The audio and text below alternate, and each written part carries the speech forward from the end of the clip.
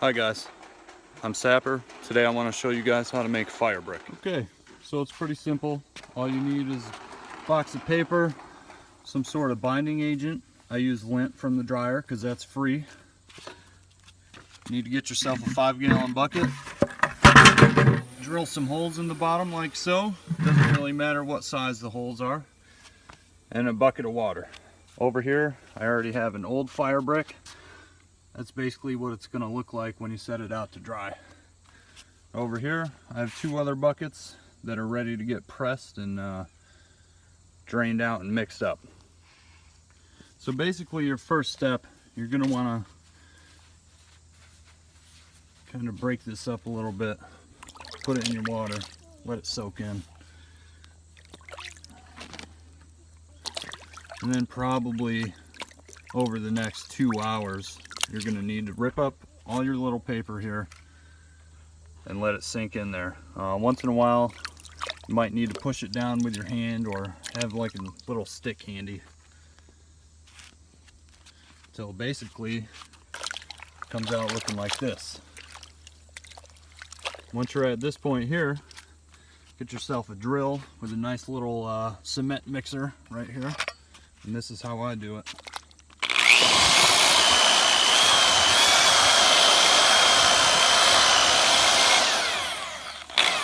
I just keep doing it until it creates a little, like a gray paste. So after you've been mixing it up for a while, kind of looks like this, like pretty pasty, I'd say. Feel free to mix it up. It's all up to you, it doesn't really matter.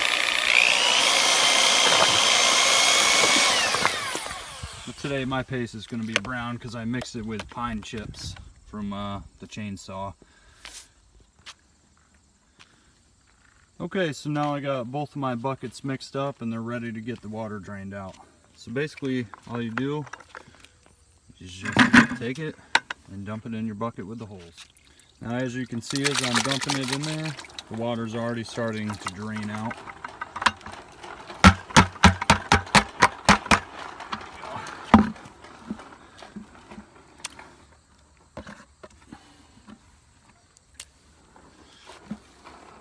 Alright, so then the way I like to do it is I'll grab a couple of pieces of wood and put it under the bucket, kind of like how that's set up to dry.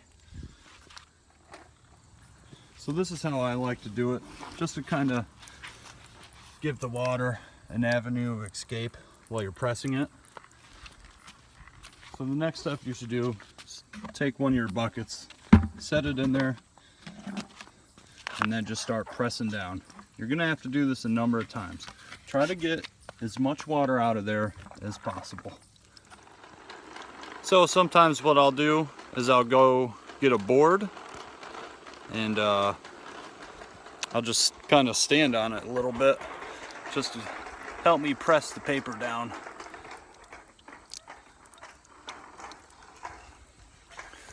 There's plenty of ways of doing it. This is just my way.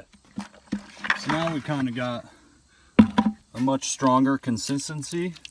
It's much more firm now, and most of the water is out. It's probably needs to be pressed a little bit more, but you get the point. At this point, what I like to do is take my buckets like that, and then I'll flip them over, like so, and then I'll just keep trying to press the water out. Just a little bit more. See, now it's seeping out the bottom. That's good to have it like that. I'll even stand on it like this.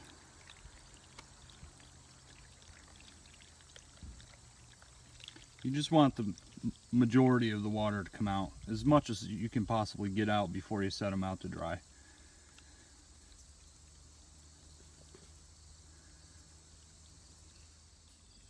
Alright, so now I've pressed out as much water as I possibly can, and it's still pretty spongy, but it's also very solid and firm. At this point, what you're going to want to do is just get yourself your little board here, tip your bucket upside down, and then you just got to tap the top until it falls down to the bottom. And at this point, here's your block, and it's ready to be set out to dry. Probably dry for about a week or so. This one here is much bigger, but it's also got more water content. So the more water content it's got, the longer it's going to take to dry. Just keep that in mind. Have a good day, guys.